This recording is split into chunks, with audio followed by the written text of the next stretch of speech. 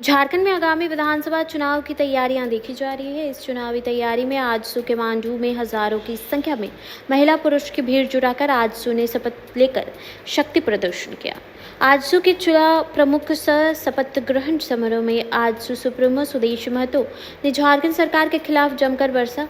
उन्होंने कहा कि हेमंत सरकार में डिजिटल डकैती हो रही है।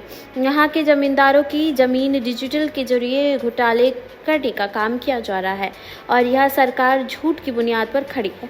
वहीं दूसरी ओर गिरिडीह सांसद सीपी चौधरी ने कहा कि हेमंत सरकार की यह चौथी बार अपनी सरकार बनाने आपकी सरकार की शुरुआत की गई है। यहाँ तो पहली बार, दूसरी और तीसरी बार जो लाखों लोगों ने आवेदन दिया था, उन आवेदनों पर तो काम शून्य रहा है। यह सरकार फिर से इस तरह का कार्यक्रम कर सिर्फ ठगने का काम कर रही है। और पूरे प्रदेश भर के जो हालात हैं आपके सामने हैं।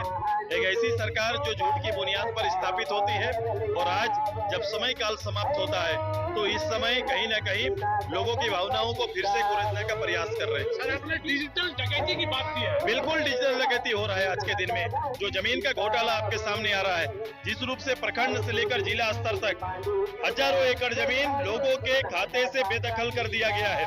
उस जमीन को डिजिटल रूप से हटा दिया जाता है और फिर उसके जमीन का मोल तोल करके बात किया जाता है। ये एक क्रम चला हुआ है। एक बिल्कुल हर जमींदार के साथ, हर छोटा से छोटा लैंड मालिक के साथ इस तरह से काम चल रहा है। हेलीकॉप्टर को जहाज से मंगाया जाता, उन्होंने हाउस के अंदर और बाहर भी नहीं करते। जिस उद्देश्य के लिए दिल्ली में बैठकर या बेहतर योजना को समझने वाले लोग चर्चा करते हैं।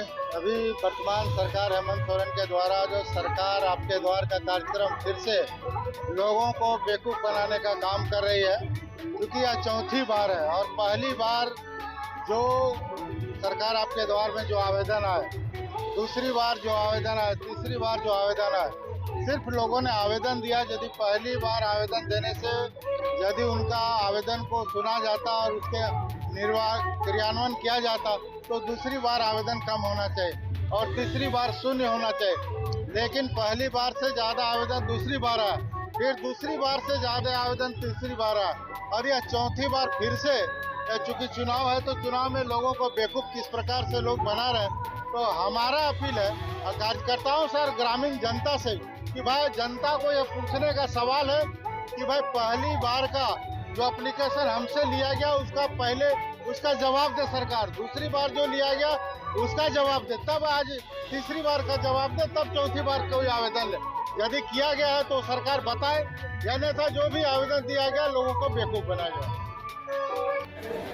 सत्यनिष्ठा से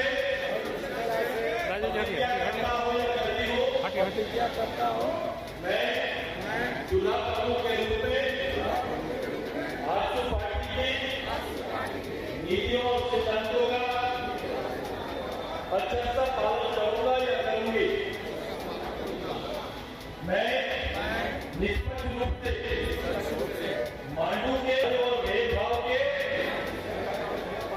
अपने कर्तव्यों का निर्वहन